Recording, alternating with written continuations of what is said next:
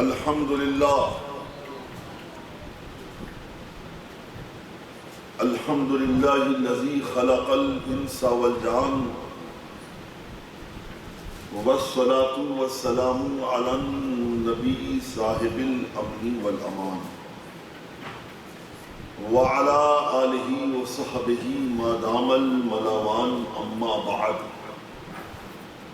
فاعوذ باللہ من الشیطان الرجیم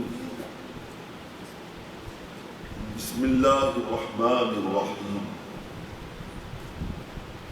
لا تقل لهما اف ولا تنہرهما وقل لهما قولا کریما او کما قال صدق اللہ العظیم وصدق رسولہ النبی الحبیب الامین المتین الکریم ونحن على ذلك لمن الشاہدین والشاکرین والحمد للہ رب العالمین۔ آئیے عرض و معروف سے قبل انتہائی عقیدت و محبت و احترام کے ساتھ رسول گرامی قدر روحی فدا جناب محمد رسول اللہ صلی اللہ تعالی علیہ وآلہ وسلم کی بارگاہ بےکس پناہ میں درود پاک کی حسین ڈالیاں پیش کریں، پڑھیں بآواز بلند۔ اللہم صلی علی سیدنا مولانا موانا ملجانا محمد وعلی آلہ واصحابہ وبارک وسلم صلاۃ و سلام علیکہ یا سیدی یا رسول اللہ صلی اللہ تعالی علیہ وعلی آلہ وسلم۔ آج جمعے کے خطاب کے لیے میں نے کوئی اور موضوع منتخب کیا تھا، لیکن ہمارے ندیم صاحب نے سر راہ مجھ سے کہا کہ میری خواہش ہے کہ والدین کے فضائل پر گفتگو ہو۔ حالانکہ اس سے پہلے بھی میں نے اس موضوع پر گفتگو کی ہے، لیکن ظاہر سی بات ہے والدین رب کائنات کی ایسی نعمتیں غیر مترقبہ ہیں کہ ان کا ذکر بار بار کیا جائے، ان کے فضائل متعدد مرتبہ بیان کیے جائیں تو بھی کم ہے۔ تو اب آئیے چند اشعار پہلے۔ ماں جس کا کوئی بدل نہیں، جس کی کوئی مثال نہیں۔ میری بڑے دنوں سے خواہش تھی کہ جہاں میں نے مختلف موضوعات پہ طویل اور مختصر نظمیں کہی ہیں، پابند بھی آزاد بھی، بڑی تمنا تھی کہ ماں پر کچھ کہوں، مگر جب تک خداوند قدوس کی مشیت نہ ہو تو تمنا جشن تکمیل رہ جاتی ہے۔ بے حمدہی تعالیٰ کرم خدا ہوا، فضل مصطفیٰ صلی اللہ علیہ وسلم ہوا۔ اب آپ اس کا حال بھی دیکھیے، بالکل رف کی صورت میں ہے، ممیزہ بھی نہیں ہوا ہے۔ تو میں آپ کو ایک بار پڑھوں گا ہر مصرعے کو، چونکہ یہ والدین فضائل بھی بولنے ہیں احادیث کی روشنی میں۔ توجہ چاہتا ہوں۔ خدا کی امانت کو کہتے ہیں ماں، نبی کی عنایت کو کہتے ہیں ماں، سبحان اللہ، سراپا محبت کو کہتے ہیں ماں، دل و جان کی راحت کو کہتے ہیں ماں۔ نہیں کوئی سرمایہ اس کی طرح کہ بے مثل دولت کو کہتے ہیں ماں۔ ہما وقت ہے جس کی جلوہ گری، اس آباد جنت کو کہتے ہیں ماں۔ خریدی نہیں جا سکے جو کبھی، خریدی نہیں جا سکے جو کبھی، اسی بیش قیمت کو کہتے ہیں ماں۔ ہے روح عبادت جسے دیکھنا، ہے روح عبادت جسے دیکھنا، اسی پاک صورت کو کہتے ہیں ماں۔ سبحان اللہ، جو سوئے نہ بچے کی خاطر کبھی، جو سوئے نہ بچے کی خاطر کبھی، اس ایثار و خدمت کو کہتے ہیں ماں۔ ہے آغوش میں جس کی ایک درسگاہ، ہے آغوش میں جس کی ایک درسگاہ، اسی نور سیرت کو کہتے ہیں ماں۔ کرے دور غم جس کی بس ایک جھلک، کرے دور غم جس کی بس ایک جھلک، اسی وجہ فرحت کو کہتے ہیں ماں۔ جہاں میں نہیں جس کا ثانی کوئی، جہاں میں نہیں جس کا ثانی کوئی، عظیم ایسی نعمت کو کہتے ہیں ماں۔ دعاؤں میں جس کی، دعاؤں سے جس کی ہو روشن حیات، ان آثار رحمت کو کہتے ہیں ماں۔ ہے لپٹی ہوئی جس کے قدموں سے خلد، ہے لپٹی ہوئی جس کے قدموں سے خلد، اس اعلان عظمت کو کہتے ہیں ماں۔ ترقی اولاد کی چاہ میں لگن اور محنت کو کہتے ہیں ماں۔ رہے احترام اس کا پیش نگاہ، ضیائے سعادت کو کہتے ہیں ماں۔ رہو اس کے دامن سے تم منسلک، رہو اس کے دامن سے تم منسلک، شرف کی ضمانت کو کہتے ہیں ماں۔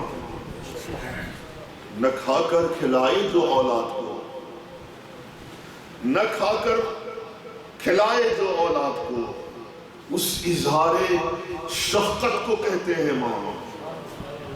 ہے حق جس کا بعد ممات آل پر، ہے حق جس کا بعد ممات آل پر، اس اکرام و عزت کو کہتے ہیں ماں۔ رضا جس کی رب جہاں کی رضا، رضا جس کی رب جہاں کی رضا، اس انعام قدرت کو کہتے ہیں ماں۔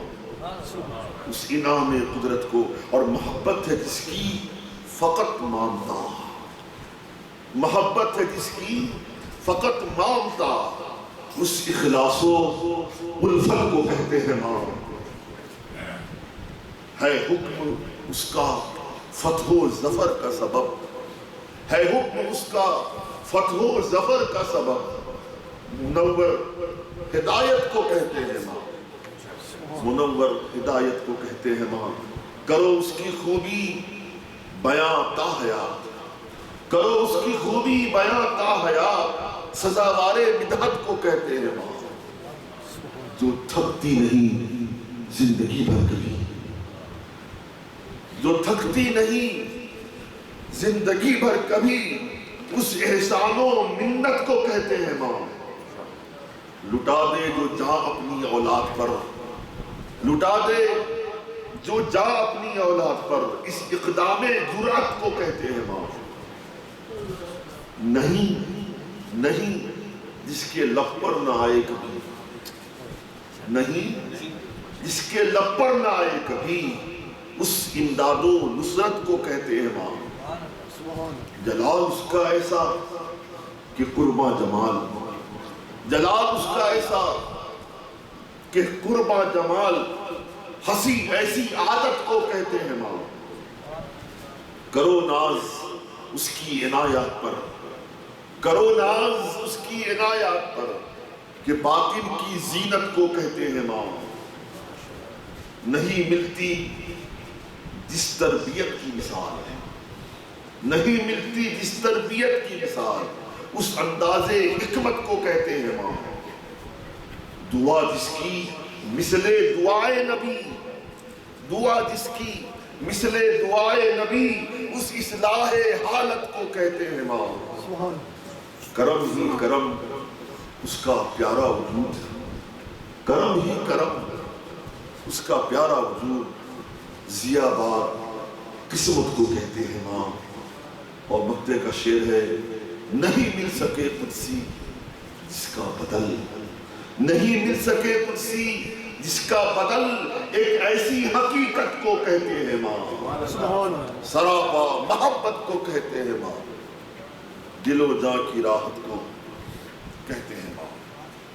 صلو علی الحبیب، اللہم صلی علی سیدنا مولانا مولانا مولانا محمد وعلی آلہ واصحابہ وبارک وسلم۔ صلاة و سلام علیکہ یا سیدی یا رسول اللہ، صلی اللہ تعالی علیکہ وعلی آلہ وسلم۔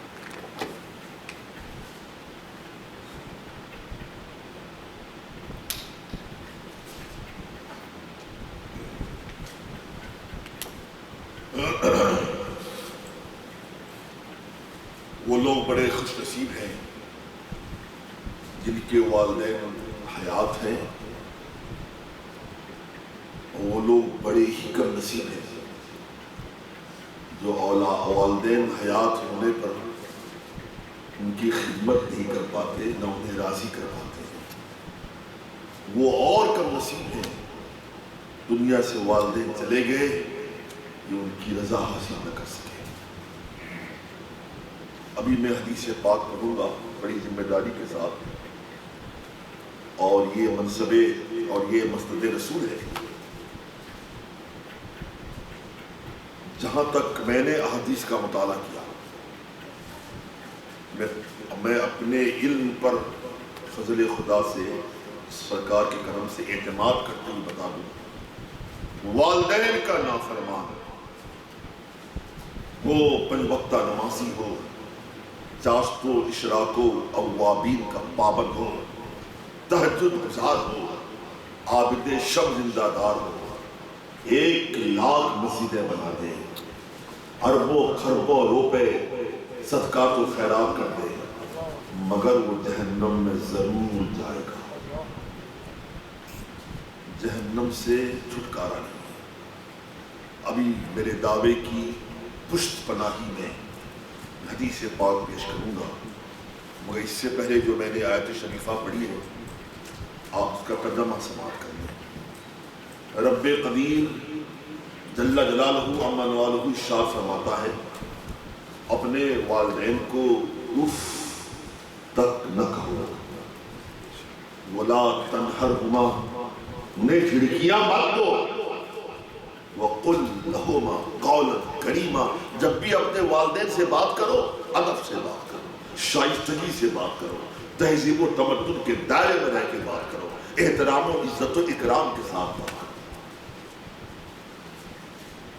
یہ اف نہ کہو ایک محاورہ بھی ہے، یعنی جب اف تک کہنے کی ممانعت ہے، اف تک تیز جائے کہ ماں باپ کے سامنے تیز آواز میں بولنا، ان سے بحثیں کرنا اور جناب عالی کی بارگاہ میں گستاخی کرنا، اپنے کو ان سے سپر سمجھنا، یہ ہلاکت کا باعث ہے، تباہی کا ضامن ہے۔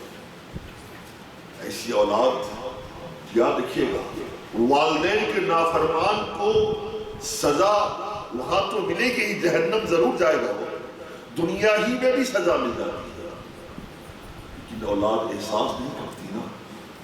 تو یہی اولاد خود صاحب اولاد ہوتی ہے جو اس کے سامنے ان کا بچہ تیز بولتا ہے کتنا کھلتا ہے۔ میرے سامنے میرا بچہ تیز بولتے کیا ہم مسکرائیں گے؟ یقیناً تکلیف ہوتی ہے، بچہ ہمارے سامنے بول رہا ہے، تیز آواز میں بول رہا ہے، بات نہیں مان رہا ہے، کتنا کھلتا ہے اپنے آپ کو۔ جو باپ وہ سمجھتا ہوگا جس کی اولاد اس کی بات میں مانتی ہو، کبھی اس کی زبان پر زبان درازی کرے تو کیسا لگتا ہے؟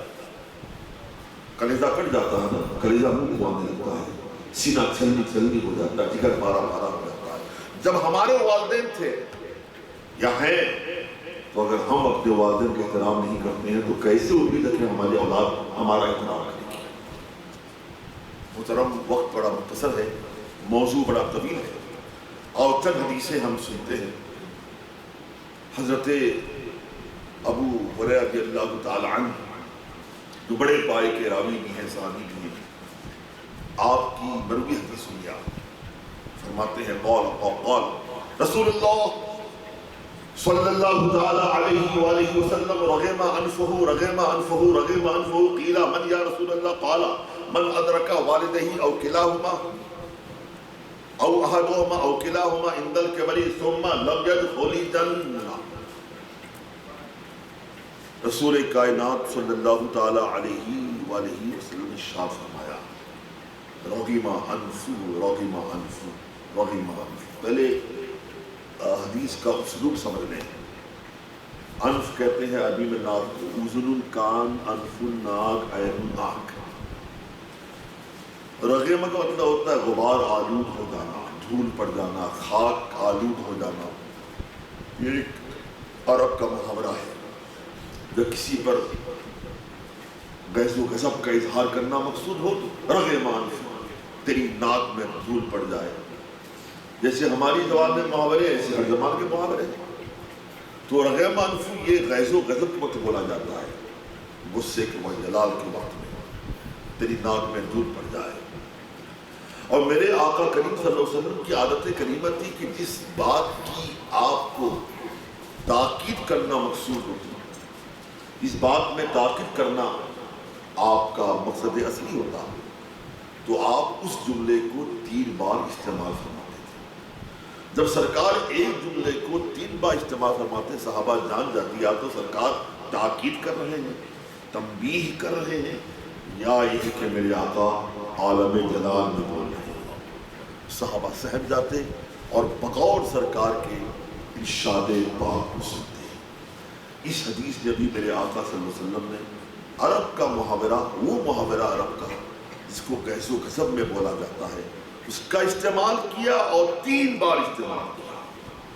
اس کا مطلب میرے آقا جلال میں ہے، میرے آقا عالم جلال میں فرما رہے ہیں، میرے آقا سخت تنبیہ و تاکید کرنا چاہتے ہیں۔ رغم انفہ رغم انفہ رغم انفہ، اس کی ناک غبار آلود ہو جائے، اس کی ناک میں کھاٹ پڑ جائے، اس کی ناک میں گرد پڑ جائے۔ قیلا کہا گیا، عرض کیا گیا۔ اس کا مطلب یہ ہے اس محفل میں میرے آقا صلی اللہ علیہ وسلم نے اس محاورے کا استعمال فرمایا تھا جس سے جلال ٹپک رہا تھا، جس سے تنبیہ مقصود تھی۔ قیلا عرض کیا گیا، اس کا مطلب محفل میں جلوہ ترازو، جلوہ فکن صحابہ کرام نے پوچھا ہوگا، عرض کیا ہوگا، من یا رسول اللہ، سرکار کس کے بارے میں فرما رہے ہیں؟ آج آپ عالم جلال میں ہیں اور عربی کا وہ محاورہ استعمال کر رہے ہیں جو بوقت غضب استعمال کیا جاتا ہے، بوقت غیر استعمال کیا جاتا ہے، بوقت جلال استعمال کیا جاتا ہے۔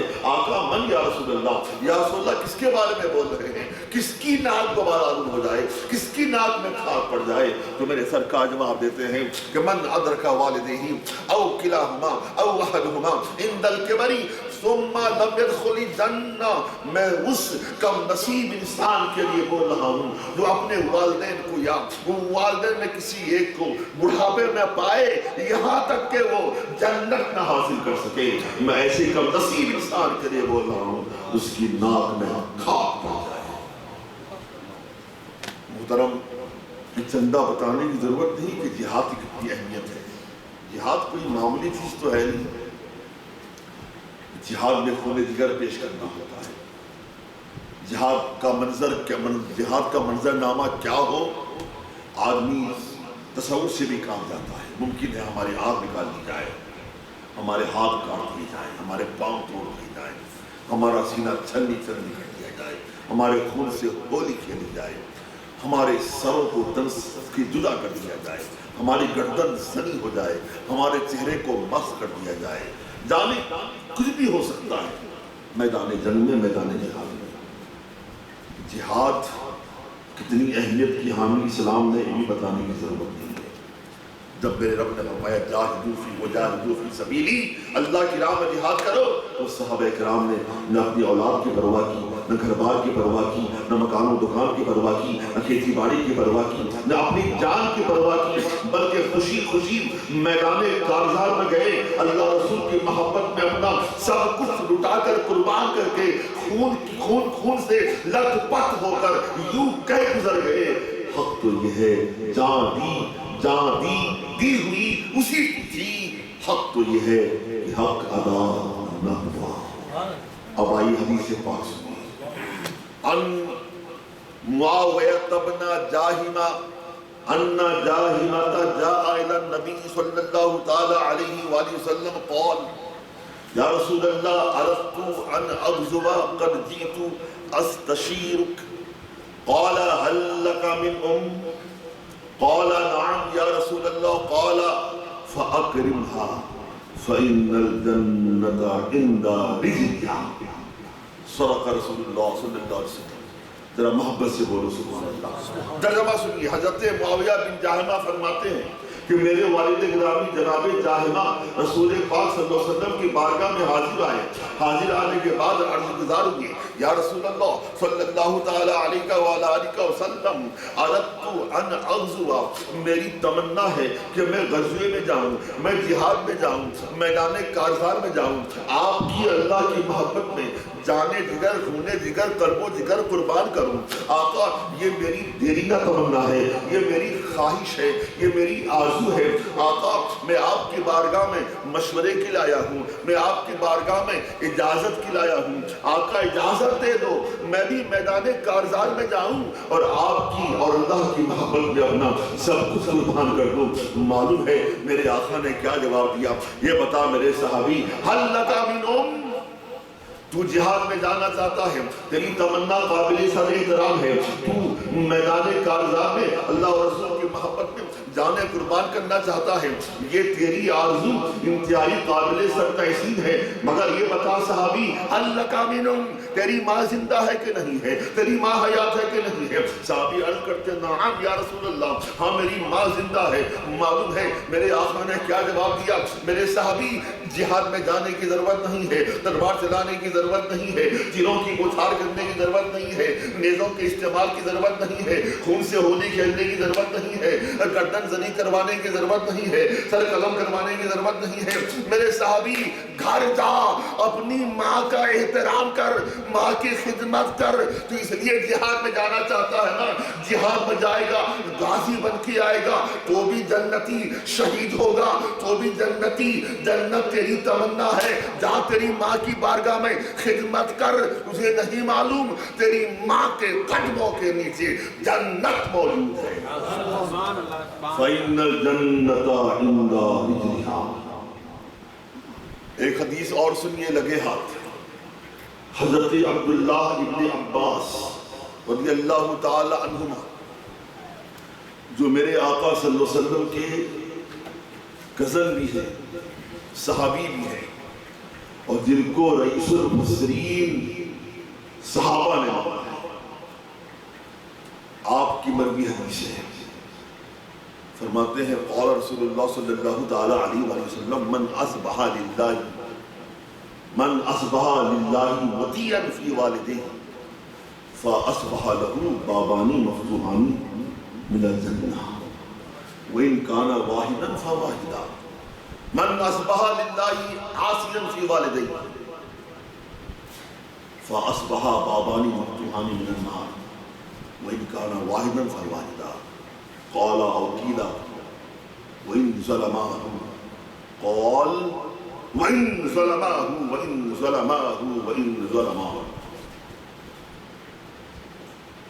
حضرت ابن عباس فرماتے ہیں کہ رسول کائنات صلی اللہ تعالی علیہ وسلم ارشاد فرمایا، اس نے اس حال میں صبح کیا کہ والدین کے بارے میں اللہ کو اللہ کی اطاعت کی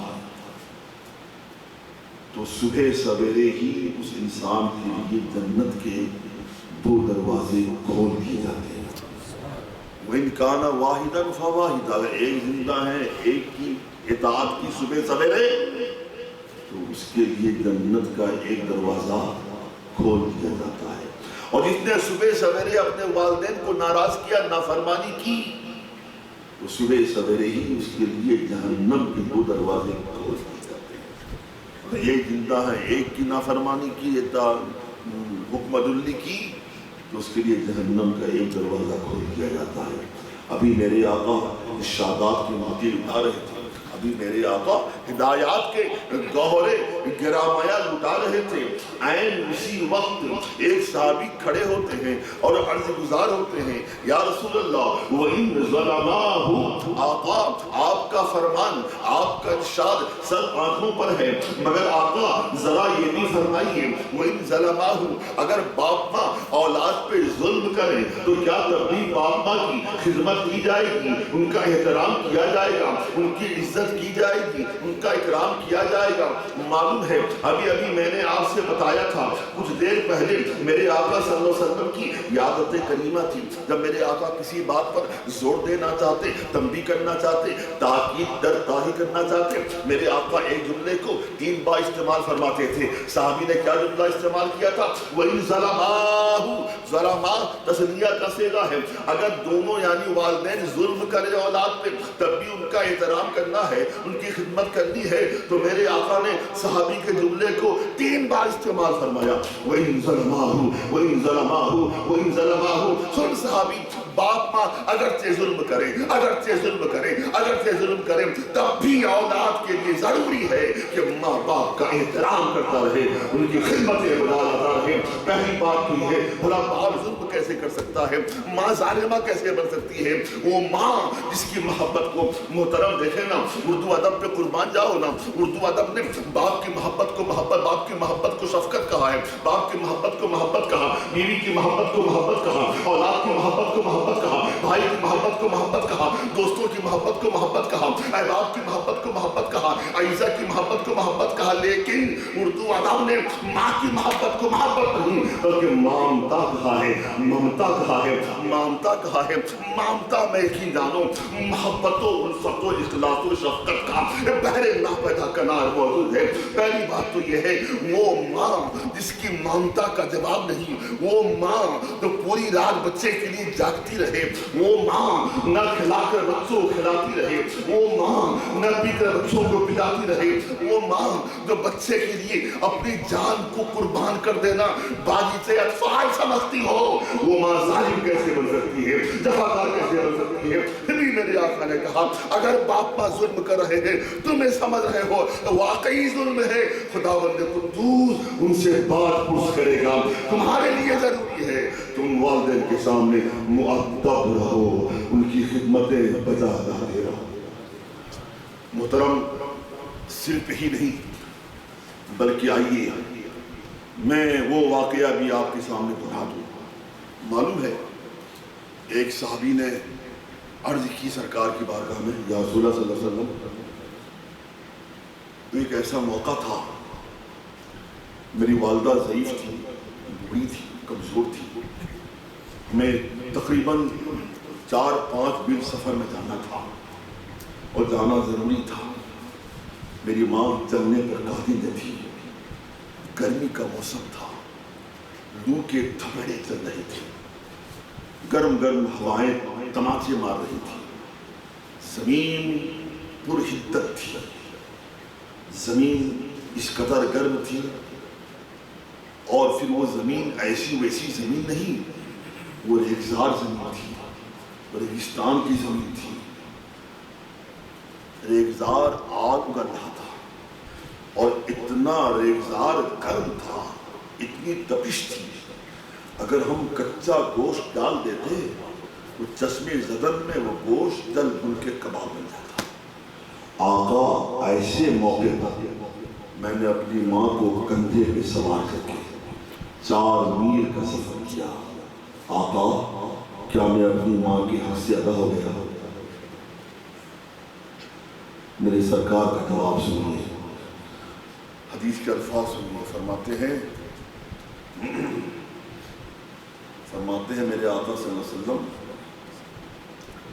وَإِن بِطَلَقَةٍ وَاحِدَةٍ، فرماتے ہیں میرے آقا کہ تو حق سے ادا ہونے کی بات کر رہا، تو نے اپنی ماں کی بڑی خدمتیں کی، ریگزار میں کندھے پہ سوار کر کے 4 میل کا سفر کیا، بڑی خدمتیں کی ہیں، تیری خدمتیں اپنی جگہ ہیں۔ فرمایا وَلَوْ، حدیثی ہے، وَلَوْ بِطَلَقَةٍ وَاحِدَةٍ، کہا میرے صحابی حق سے ثبوت دوشی کی بات کر رہا ہے، سن تو زندگی بھر ماں کی خدمتیں کرتا رہا، مگر سن جب تجھے تیری ماں نے جنا تھا، جنتے وقت میں تیری ماں کو جتنے جھٹکے لگے تھے، ایک جھٹکے کا حق تو تا زندگی ادا نہیں کر سکتا ہے، اور حق ادا کرنے کی بات کر رہا ہے۔ وَلَوْ بِطَلَقَةٍ وَاحِدَةٍ۔ اور آخری بات سنی تھی، وقت ہو رہا ہے، ایک صحابی کا مقام مرتبہ چندہ بتانے کی ضرورت نہیں ہے، صحابی غیر صحابی سے بہت افضل ہوتا ہے۔ صحابی اسے کہتے ہیں جس نے رسول کائنات صلی اللہ علیہ وسلم کو ماتھے کی آنکھوں سے دیکھا اور ان پہ ایمان لایا اور تا دم حیات ایمان پر قائم رہا، اور وہ صحابہ جنہوں نے اپنا سب کچھ سرکار کی بارگاہ میں قربان کر دیا، اور وہ سنگین ماحول میں، سنگین ادوار میں ہزار مظالم کے پہاڑ توڑے گئے، صحابہ کو مشق ستم بنایا گیا، صحابہ کو ظلم و استبداد کی چکی میں پیسا گیا، لیکن تاریخ کی اوراق گواہ ہیں کسی صحابی کے قدم پر ذرہ برابر بھی نہ لغزش آئی، نہ قدم ڈگمگایا، نہ کوئی صحابی متزلزل ہوا، بلکہ جو مظالم کے پہاڑ توڑے جاتے تھے صحابہ کا ایمان اتنا ہی بڑھتا جاتا تھا، عشق رسول میں جوانی آتی جاتی تھی، اور جوش ایمانی نے جناب علی استحکام آتا جاتا تھا۔ صحابی کا مرتبہ کتنا بلند ہے چندہ بتانے کی ضرورت نہیں ہے، آئیے عبرتناک واقعہ سنیے۔ ممکن ہے واقعہ سننے کے بعد میں آپ کے دلوں میں والدین کا احترام اور بڑھ جائے۔ حضرت جناب علقمہ ان کا نام ہے، سرکار کے صحابی ہیں، ان کا آخری وقت آتا ہے، سرکار کو معلوم ہوا علقمہ کا آخری وقت ہے، تو میرے آقا صلی اللہ علیہ وسلم نے چند صحابہ کو بھیجا، جاؤ علقمہ کا آخری وقت ہے، اسے کلمے کی تلقین کرو، کلمہ پڑھواؤ۔ صحابہ کرام تشریف لے گئے حضرت علقمہ کے گھر، کیا دیکھا واقعی حضرت علقمہ کا جانکنی کا عالم ہے، آخری وقت ہے، دنیا کے چھوڑنے کا وقت آ چکا ہے۔ صحابہ کرام نے پہنچنے کے بعد میں کلمے کی تلقین کی، جناب علقمہ کلمہ نہیں ادا کر پا رہے ہیں، کلمہ نہیں پڑھ پا رہے ہیں، صحابہ الٹے پاؤں لوٹے، آقا غضب ہو گیا، ہم نے بڑی کوشش کی، بڑی صحیح پہم کی کہ جناب علقمہ کی زبان کلمہ ادا کر دے، مگر جناب علقمہ کلمہ نہ پڑھ سکے۔ میرے آقا خود تشریف لے کے آتے ہیں، آنے کے بعد سرکار نے خود کہا علقمہ پڑھ لا الہ الا اللہ محمد رسول اللہ صلی اللہ علیہ وسلم، تب بھی جناب علقمہ کی زبان خاموش ہے۔ میرے آقا غیب نبی نے فوراً سمجھ لیا معاملہ کیا ہے، کہا یہ بتاؤ علقمہ کی ماں زندہ ہے کہ نہیں ہے؟ اتنا کہنا تھا جناب علقمہ کی بوڑھی ماں آتی ہیں، آتے ہی عرض کرتی ہیں آقا آپ کی بارگاہ میں درود و سلام کا ہدیہ ہے، آقا یہ میرے بیٹے کا معاملہ ہے، معاملہ یوں ہے آپ اس پر اس سلسلے میں کوئی حکم نہیں دیجیے گا، یہ میرے نجی معاملہ ہے، یہ میرا بیٹا آپ کا صحابی ضرور ہے، اس نے مجھے ستایا ہے، پریشان کیا ہے، مجھے آزردہ کیا ہے، دل آزاری کی ہے، میں اپنے بیٹے کو معاف نہیں کروں گی۔ آقا نے کہا کہ اسے معاف کر دو۔ صحابی عرض کرتی ہے صحابیہ آقا یہ حکم ہے کہ مشورہ ہے؟ کہا نہیں حکم دے نہیں سکتا، تمہارا نجی معاملہ ہے، میرا مشورہ ہے، اسے معاف کر دو آقا، میں اسے معاف نہیں کروں گی۔ میرے آقا نے سوچا دنیا کیا کہے گی، رسول کا صحابی جہنمی ہو جائے، رسول کا صحابی جہنم کا ایندھن بن جائے، تو میرے آقا نے کہا میرے صحابہ لکڑیاں جمع کرو، لکڑیوں میں آگ لگا دو، لکڑیاں جمع کی جاتی ہیں، آگ لگا دی جاتی ہے، شعلے آسمان سے باتیں کرتے ہیں۔ میرے آقا نے کہا کل میرا صحابی جہنم میں جلے، بھلا ایسا ہو کیسے سکتا ہے؟ لاؤ علقمہ کو دنیا کی آگ میں جلا ڈالتے ہیں تاکہ کل جہنم کی آگ سے محفوظ ہو جائے۔ تو ہی صحابہ جناب علقمہ کو اٹھا کر آگ پہ ڈالنا چاہا، ماں کی ممتا بے قرار ہو جاتی ہے، ماں کی ممتا مسترب ہو جاتی ہے، ماں بول اٹھتی آقا میں اپنی آنکھوں کے سامنے اپنے بیٹے کو لال کو جلتے ہوئے کہے دیکھوں گی میں نے بیٹے کو معاف کیا، تو ہی ماں نے معاف کیا۔ علقمہ بول پڑے لا الہ الا اللہ محمد رسول اللہ صلی اللہ علیہ وسلم، اور ایمان پر آپ کا خاتمہ ہو گیا۔ وہ صحابی کا یہ عالم ہے، ہم کس کھیت کی مولی ہیں۔ اللہ تبارک و تعالیٰ ہمیں اپنے والدین کا احترام کرنے کی توفیق عطا فرمائے۔ جس کے والدین دنیا میں نہیں ہیں ان کا اب بھی حق باقی ہے۔ وہ حدیث یوں ہے، صحابی نے پوچھا آقا والدین انتقال بعد حق باقی رہتا ہے؟ اولاد فرمائے ہاں واقع نام اربعۃ، چار حق باقی رہتے ہیں، الاستغفار لہما، الصلاۃ علیہما، ان کی نماز جنازہ پڑھنا، ان کے لیے طلب مغفرت کرتے رہنا، وَإِكْرَامُ صَدِيقِهِمَا وَإِفَاءُ أَحَدِهِمَا۔ جو والدین نے وعدے کیے ہیں، عہد و پیمان کیے ہیں، وصیتیں کی ہیں، وصیتوں کو عہد و پیمان کو پورا کرنا، اور والدین کے قریبی حضرات دوستوں احباب کے ساتھ محبت کرنا، ان کی عزتیں بجانا۔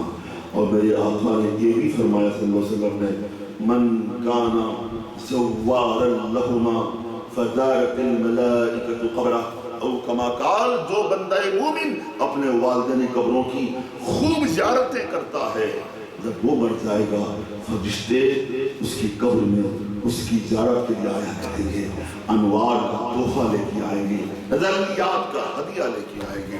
اللہ تبارک و تعالیٰ جن کے والدین زندہ ہیں انہیں اللہ تعالیٰ صحت کاملہ عطا فرمائے اور اولاد کو ان کے احترام کا تفویض فرمائے۔ جس کے دنیا میں والدین نہیں ہیں اللہ تبارک و تعالیٰ بشرط ایمان ان کی مغفرت فرمائے۔ وما علیہ الا البلاغ المبین۔ السلام علیکم۔